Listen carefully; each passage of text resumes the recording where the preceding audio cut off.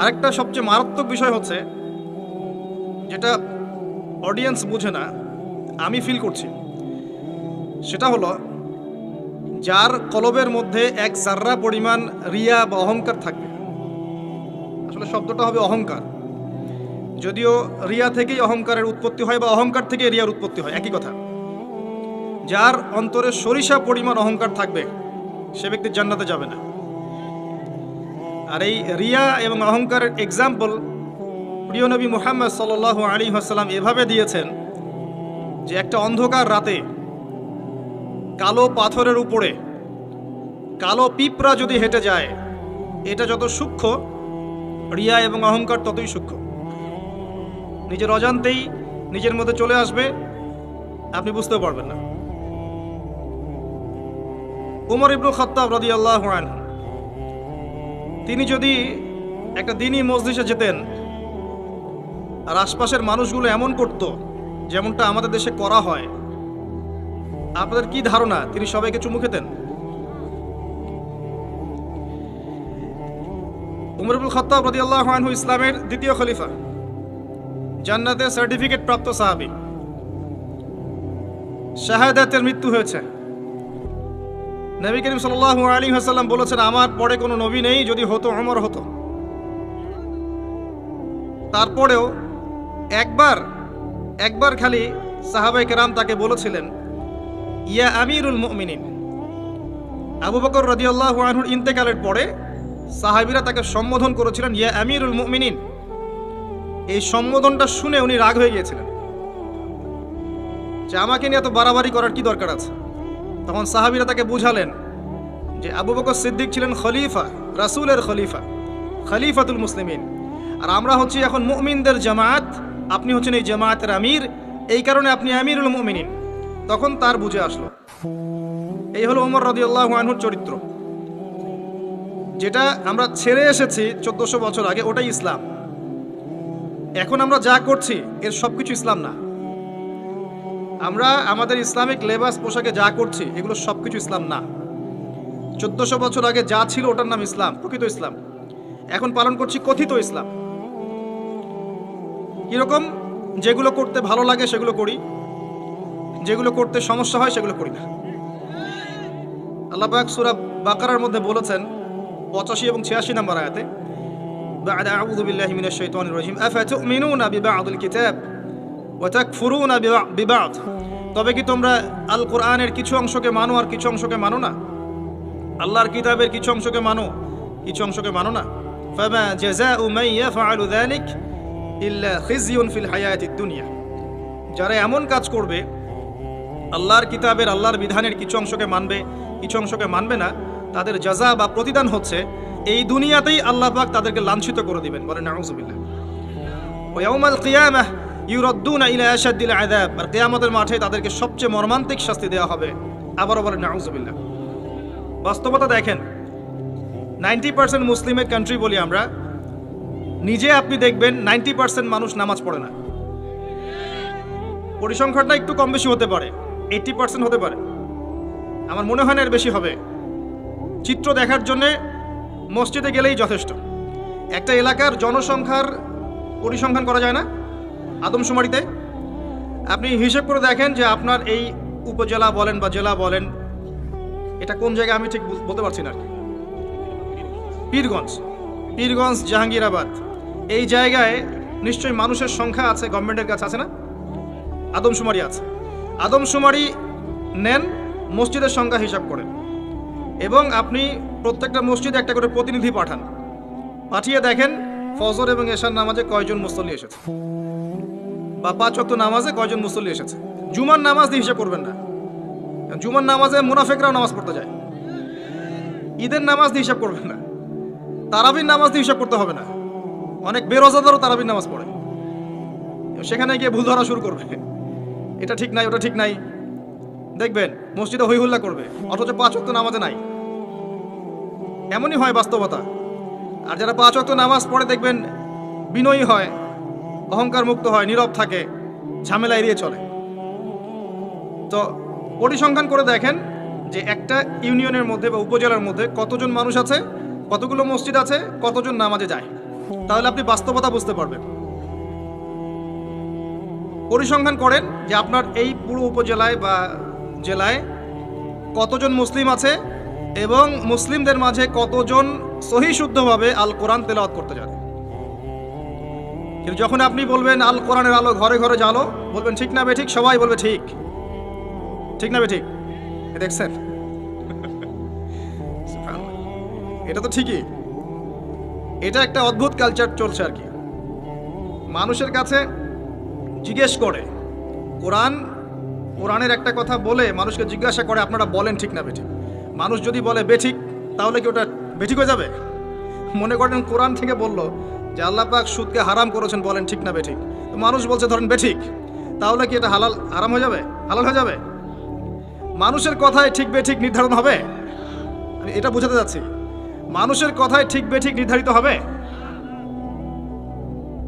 পৃথিবীর ম্যাক্সিমাম মানুষ যদি বলে যে সুদ হালাল, হালাল হবে? জেনা হালাল, হালাল হবে? মদের লাইসেন্স দেওয়া যাবে? একটা আল্লাহর বান্দা যদি দাঁড়িয়ে বলেন যে মদ হারাম, সুদ হারাম, জেনা হারাম, সেটা হারাম থাকবে না?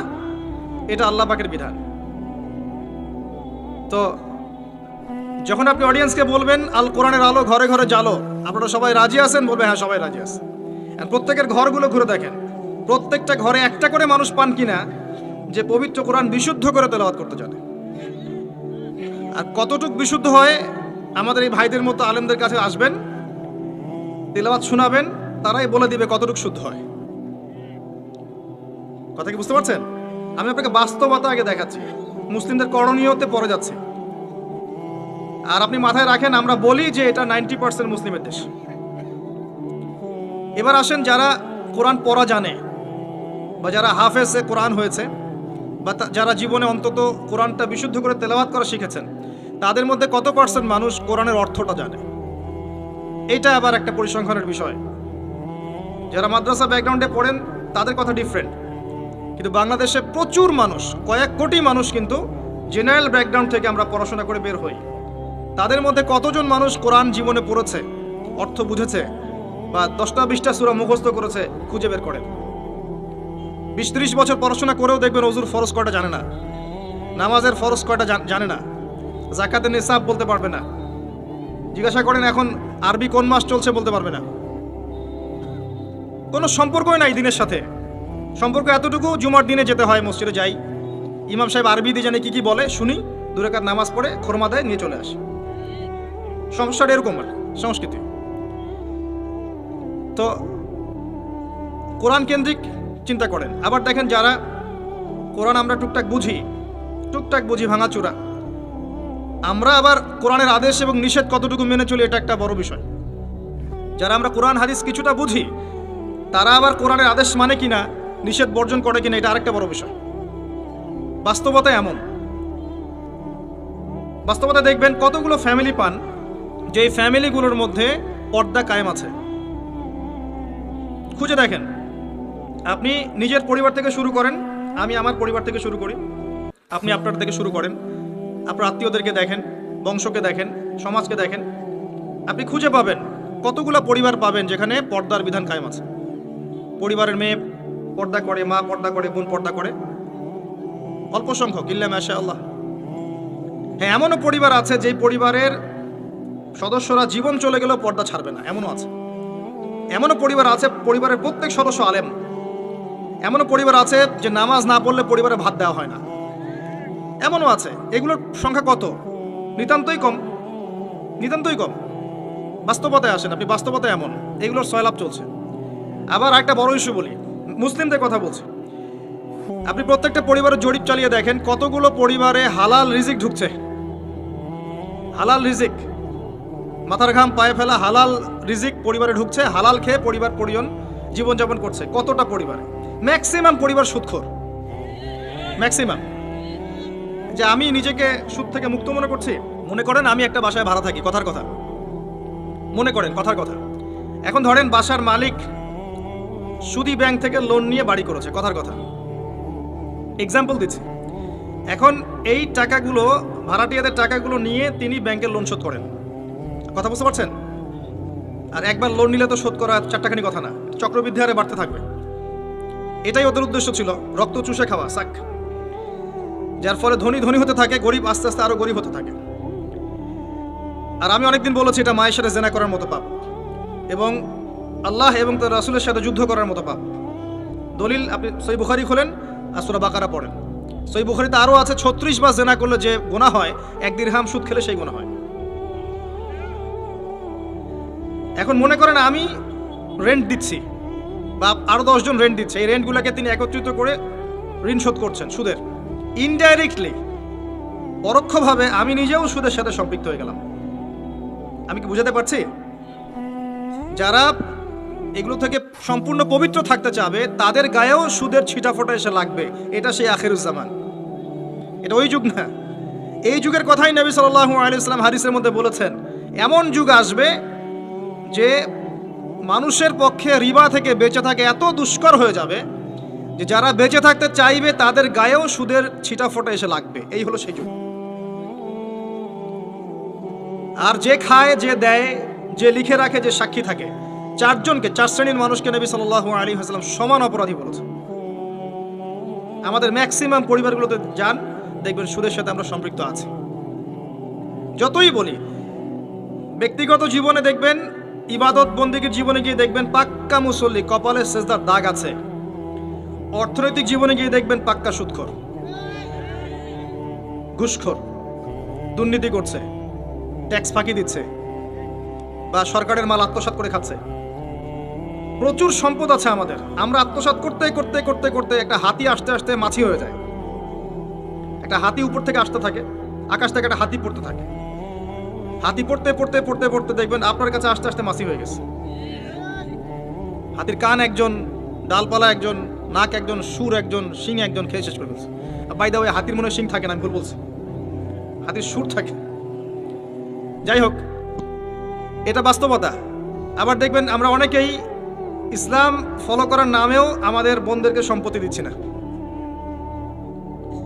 সুযোগ পেলেই প্রতিবেশীর জমি মেরে খাবো, 1 বিঘত জমিও ছাড় দিব না।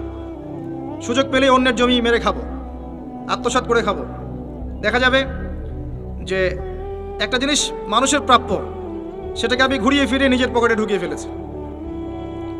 চাকরিতে যাবেন, টেবিলের নিচ দিয়ে টাকা না দিলে আপনার জব হবে না। আর আপনি বলছেন যে এখন তো দেওয়াই লাগছে, কিছু করার নাই, না দিলে তো আমার চাকরিটা হবে না। মানে এটা আপনি ঘুরিয়ে জায়েজ করলেন আর কি। আবার কিছু দাড়িওয়ালা মুফতি সাহেবও থাকবেন, দেখা যাবে বলবে হ্যাঁ এটা করা যায়, কারণ এখন তো এই যুগে চলছে, ওটা না করলে তুমি তো চাকরি পাবা না। ঘুরিয়ে ফিরিয়ে সিচুয়েশন এমন করেছি আমরা। বাস্তবতা এমন, এখানে আইওয়াস শোডাউনের প্রশ্নই ওঠে না। মানে এখানে ইসলামের বেসিক জিনিসগুলোর বালাই নাই। উঁচু উঁচু বিষয়গুলো অনেক দূরের পথ, অনেক দূরের পথ।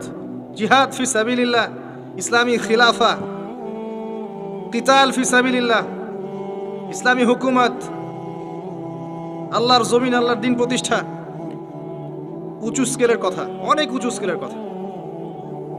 নিচু স্কেলগুলো তো দেখাচ্ছি আপনাকে, নিচু স্কেলগুলো। 5 ওয়াক্ত সালাত, এটা এমন একটা বিষয় ছিল উম্মার মধ্যে যে একজন মুসলিম 5 ওয়াক্ত সালাত পড়ে না, এটা চিন্তাই করা যেত না। শতাব্দীর পর শতাব্দী এমন জেনারেশন চলে গেছে যারা 5 ওয়াক্ত নামাজ পড়তো না, মুসলিম পরিবারের সন্তান, এটা কল্পনাও করা যেত না। এখন অ্যাভেলেবেল, ঘরে ঘরে দেখবেন বেনামাজিতে ভর্তি। মুসলিম মেয়েরা পর্দা করবে না, এটা কল্পনাও করা যেত না। এখন ঘরে ঘরে দেখবেন জিন্স আর গেঞ্জি, জিন্স আর গেঞ্জি, ছেলেদের পোশাক পরে রাস্তাঘাটে ঘুরছে। ইভেন গ্রামগুলোতেও, গ্রামে অনেক সময় এমন এমন দৃশ্য দেখা গেছে চোখে, দেখে আমরা মনে করতেছি আমরা কি ঢাকা শহরে আছি নাকি, নাকি এটা নিউ ইয়র্ক। আবার গ্রামের মেয়েরা আবার অত্যাধুনিক, কপি করতে করতে দেখা যায় অনেক সময় শহরের মেয়েদেরকে হার মানিয়ে ফেলে। এটা কল্পনায় ছিল না যে মেয়েরা এমন পোশাক পরে ঘোরে। মুসলিম পরিবারের মানুষ কোরআন তেলাওয়াত করতে পারে না, এমনটা হিস্ট্রিতে কখনো ছিল না, খুব কম, রেয়ার। এখন এসে দেখবেন এটা অ্যাভেলেবেল, ঘরে ঘরে দেখবেন কোরআন পড়তে পারে না।